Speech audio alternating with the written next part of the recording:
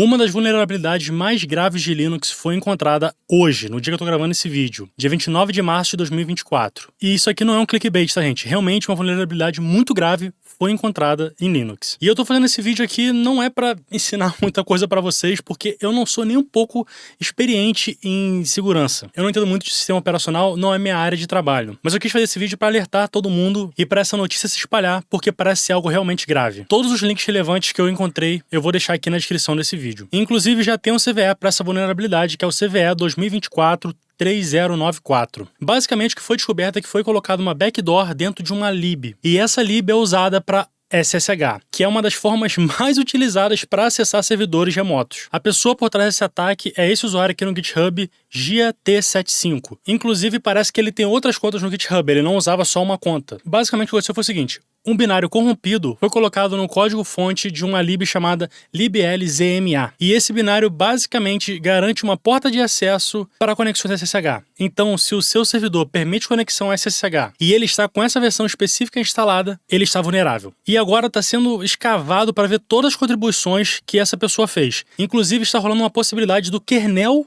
do Linux ter sido infectado, porque essa pessoa contribuía para esse código. O GitHub ele suspendeu a conta de algumas pessoas suspeitas desse ataque. Por exemplo, a gente tem a conta do Hans Jensen, que foi suspensa, a conta do Lasse Collin também foi suspensa, e do GiaT75, que também foi suspensa. Esse GiaT75 está sendo mais falado porque foi ele que fez o commit que subia o binário com a backdoor. Só que tem um problema, uma dessas contas que foi suspensa e que parece estar envolvida com o ataque, olha aqui, ela participava ativamente do kernel do Linux, fazendo contribuições. Só que assim, gente, parece que esse Lasse, eu não sei falar esse nome, pode não estar envolvido, porque ele já trabalhava no projeto muito antes desse GiaT75 trabalhar. Então assim, eu não tô acusando ninguém. É claro que a única certeza que a gente tem é que a conta que subiu o binário infectado é responsável, mas as outras pessoas a gente ainda não sabe. E é o que eu tô falando, gente. Esse é um issue que acabou de sair, a gente não tem todas as informações ainda. A verdade é que ninguém sabe quem é que tá por trás desses ataques ainda. Mas essas pessoas, ou então a gente na verdade não sabe se é a mesma pessoa atrás de várias contas, fazia contribuições em muitos projetos importantes. Então, por exemplo, se a gente for aqui no Google OSS Fuzz, que é uma biblioteca de testes, a gente tem, por exemplo, esse PR que foi mergeado desse usuário. E um dos maintainers do projeto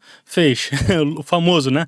Looks good to me, e mergeou o PR desse cara. E agora, ele já fez outro comentário dizendo que, não parece tão bom e já reverteu essa mudança. Mas só para vocês saberem, essa vulnerabilidade do SSH foi descoberta. Mas essa pessoa já estava contribuindo para as libs que são usadas em Linux há muito tempo. E pode ser que mais brechas existam, mas a gente simplesmente ainda nem sabe delas. Então agora, muitos projetos e muitas libs vão ter que ser auditados para a gente conseguir ver o quão grave é essa vulnerabilidade. Por exemplo, se você for lá no VCPKG, que é o gerenciador de biblioteca de C++ para Windows, Linux e macOS, adivinha qual que é a versão que eles usam nessa lib? Justamente a versão corrompida. E assim, parece que o VCPKG não foi comprometido, segundo o comentário da pessoa que abriu o PR para remover essa versão da lib, só que por excesso de precaução, eles estão fazendo essa mudança mesmo assim. E tem uma issue aberta no VCPKG dizendo liblzma, build erro on ARM64 Android. E aí é de mais de uma semana atrás, tudo bem. Se a gente for nos comentários de hoje, a gente tem um comentário do CBEUW dizendo: o erro veio de uma versão com backdoor da liblzma. Aí ele marcou o autor do post, né, e disse: você pode considerar a sua máquina comprometida. E uma pessoa respondeu o seguinte: não, o backdoor só é conhecido por operar em máquinas Linux e não tinha como alvo o Windows. O autor original do post está claramente usando o Windows. Só que aí,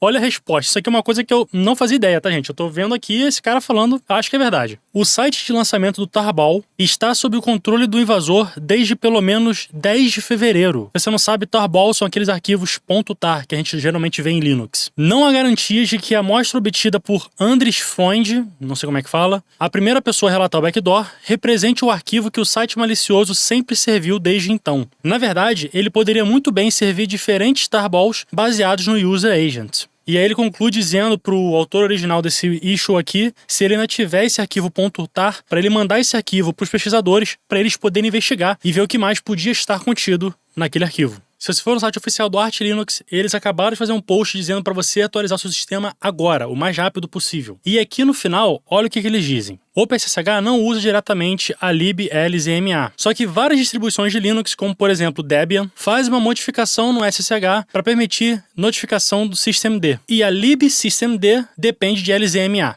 e Debian é simplesmente uma das distros mais utilizadas no mundo. Ainda bem, gente, que essa vulnerabilidade foi descoberta muito rapidamente. E a pessoa que descobriu foi o Andres Friend, não sei como é que fala. E o mais bizarro é que ele não é um pesquisador de segurança, ele simplesmente percebeu um comportamento estranho da lib e descobriu que tinha esse backdoor. E, gente, o backdoor é muito complexo. E eu, sinceramente, não sei nem explicar como é que funcionava essa backdoor. Eu só sei que ela funcionava. O lado bom é que ela foi descoberta bem rapidamente, então não permitiu que ela se espalhasse para muitos servidores. Inclusive, o pessoal do Debian disse que se você está usando uma versão estável do Debian, você provavelmente não está correndo risco dessa vulnerabilidade que foi descoberta, do SSH. Mas se você usa uma versão de teste ou não estável do Debian, é bom você atualizar o quanto antes. Inclusive, o Debian está estudando a possibilidade de voltar para uma versão bem mais antiga dessa lib antes do primeiro commit desse autor do ataque, para garantir que ela não é vulnerável. Até agora, o Ubuntu ainda não fez nenhum pronunciamento, mas eu acredito que ele deve estar na mesma situação do Debian. Se você usa a versão estável do Ubuntu, você não deve ter problema, mas se você usa as versões mais recentes, talvez você esteja vulnerável. E, gente, olha esse post aqui no Hacker News. Muito chato.